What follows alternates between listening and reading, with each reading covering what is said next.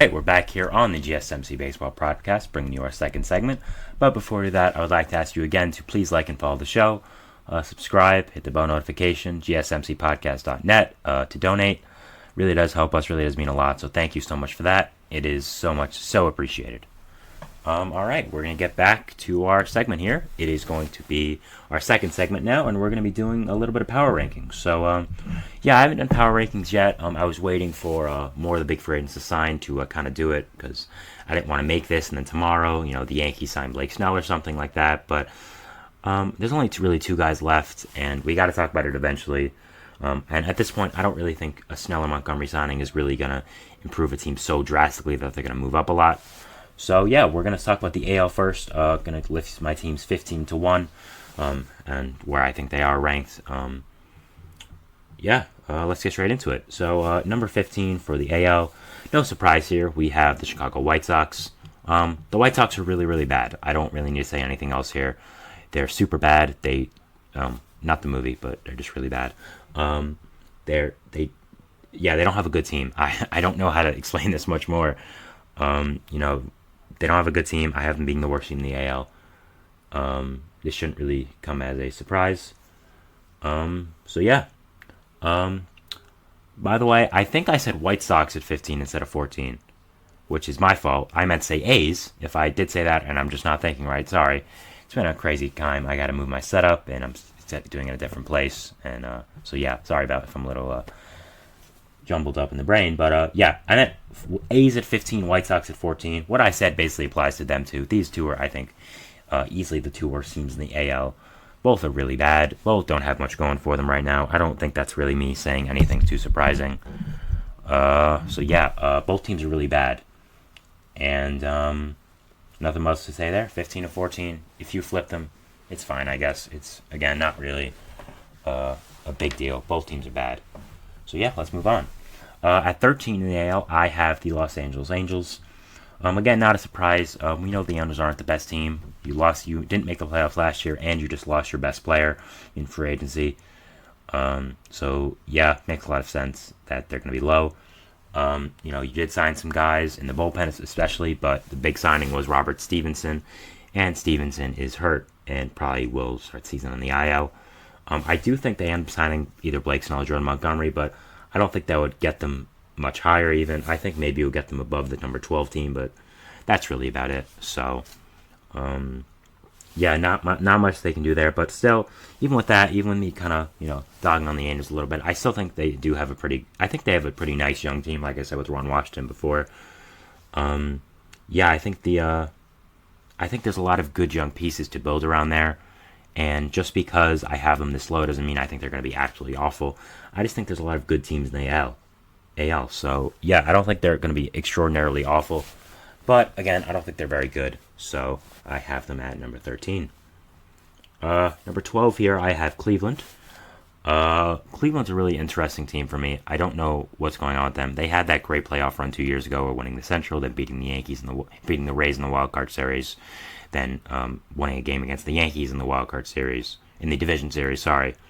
And after that, they haven't done much. They haven't really added notable guys. The team's kind of fizzled out. And right now, I have them fourth in the AL Central, which is crazy. But I just don't think they're that good. The pitching's good, but it's not that good. It's good. I would definitely it's probably above average, but it's not like amazing or anything. So I don't think it really separates them from how bad the hitting is. They have some good young players here like Bo Naylor, like Cal Manzardo. I mentioned a lot. Andres Jimenez, of course, who's one of the franchise stars. But after that, there's not much, and I don't think it's enough to pull them past this. Again, I don't think they're a horrible team. It's kind of like the Angels, but in comparison to the other AL teams, they're not that good. So, I got the Guardians at 12 here. 11, this might be a little too low for them, some people think, but I have the Royals. I was a big fan of what the Royals did this offseason. I love the Walker signings, the Lugo signings. I think their rotation is going to be really good with the addition of Cole Reagans at the deadline. You add Lugo and Walker in. The problem with me is the hitting and the bullpen. The bullpen isn't great. They added some guys, but I still think they need to add 2 or 3 more decent, pretty good guys to make it significantly better. The starting pitching is good, But again, the hitting, it's just you have some good players there. You have Bobby Witt, you have Vinny Pasquantino, you have Michael Garcia, who I think might be a sneaky good player this year. You have MJ Melendez, Salvador Perez, who isn't really good at much, but he can hit a little bit, and he's a veteran. So yeah, I just don't know what's going to happen with the Royals. I think they have a lot of good players, but they have too many holes in the team.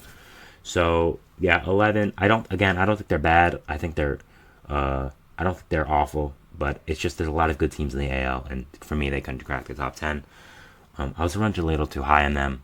Yeah, I kind of toned it down a little bit. So yeah, they have them at 11 here. Moving into the top 10 now. I am starting off with the Boston Red Sox. This might be, you could argue that they should be lower, but I still like some of it. They have Brian Bayo in the rotation, who we're going to talk about later because there is some news surrounding him. So we'll see if we get more on that throughout the show. But yeah, the pitching definitely took a hit yesterday with the announcement of Lucas Giolito potentially being out the entire season. So that's not great, but you still have some nice players on the offensive side. You have Devers, you have Dalbec, Casas, you have Vaughn Grissom, you have Trevor Story. You traded for Tyler O'Neill, Wilyer Abreu, Cedena Rafaela might be up.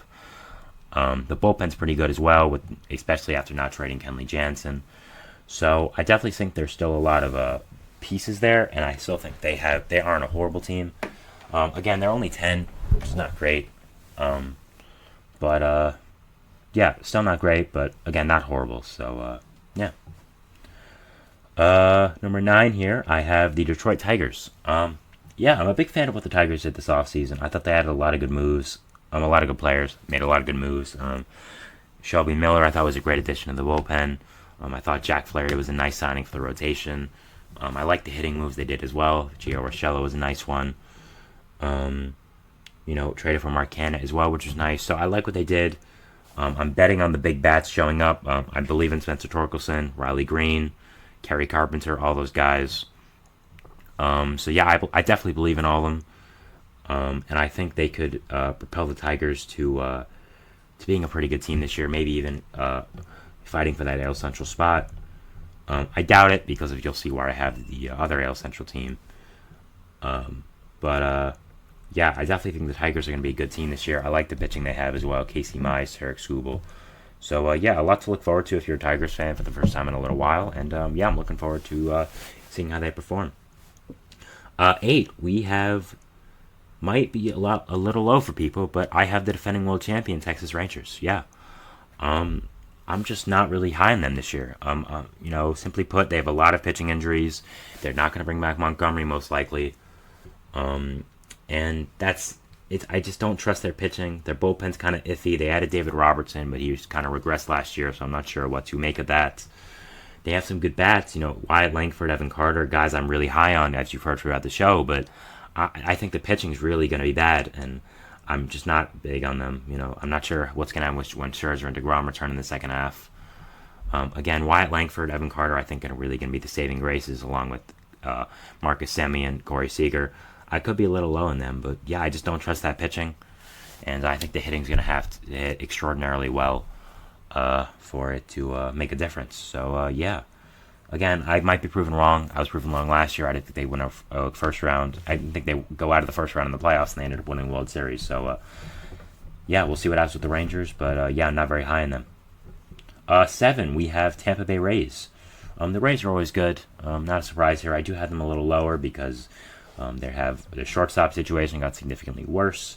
They have a lot of pitching injuries, a lot. Shane McClanahan, Jeffrey Springs. So many other guys. Traded Tyler Glass now. But, you have guys like Zach Eflin, like Aaron Savale, Ryan Pepio, who can definitely fill in for that rotation. Other than that, you have some nice bats there, of course. You have Rainier Rosarena, Isaac Paredes. Jose Caballero and Taylor Wallace can fill in fine at shortstop, just not the best. Junior Camarino is really good. So I'm interested to see him in a full season. So, yeah, I still think the Rays have some good pieces, but I definitely think they got significantly worse from yesterday.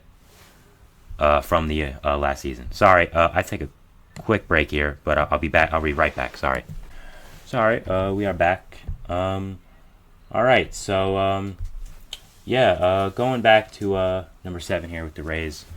I definitely think they have not improved in the offseason that much. But they still have a lot of good players, still have a lot of good building blocks on this team, and I'm still looking forward to see what happens with them. Again, I think if anyone can get past this, it is them. They've shown in the past few years.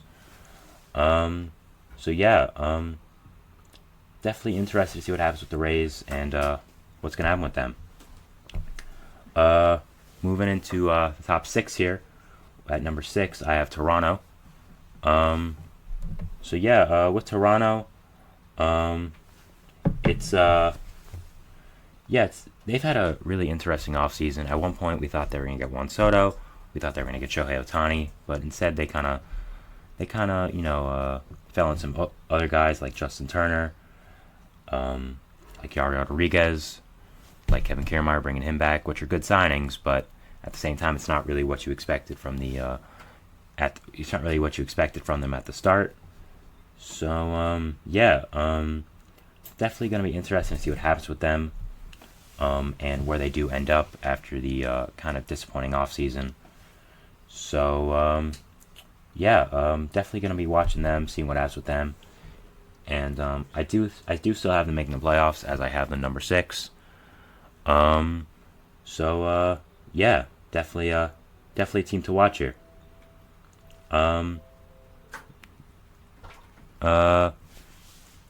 Number 5. Sorry about the background noise in today. Again, I had to change my setup, so if you do hear something, I apologize. Number 5. Going to the top 5 actually. I have the Seattle Mariners. I'm really excited to see what the Mariners can do. They have a really nice young team, a lot of great young pitching, and I think that's going to really propel them to being at the top this year. Other than that, they added some nice hitters. They added Jorge Polanco, they added Mitch Garver, some other guys as well. They did trade some guys like Eugenio Suarez. But I liked the Polanco trade just for this year. I didn't like what they gave up really, but I don't think it was anything too crazy. I still think Polanco's a really good player. Their bullpen's always been really good, even after the trading of Paul Sewald in the middle of the season, and they traded Justin Topa to the Twins. I'm still super high in the Mariners, and I'm really looking forward to seeing if maybe they can finally put together a really nice season and make it far in the playoffs. We thought they would a few years ago, but Yordan Alvarez hit a long home run. So, moving into the top 4 here. At number 4, I have the Minnesota Twins. I think the Twins are going very under the radar for this year. Sorry.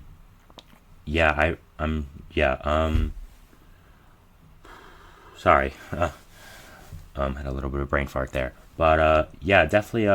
I'm definitely high on the Twins. They lost a lot of players this offseason. I will agree with that. But at the same time, you have a lot of players who can fill in with them.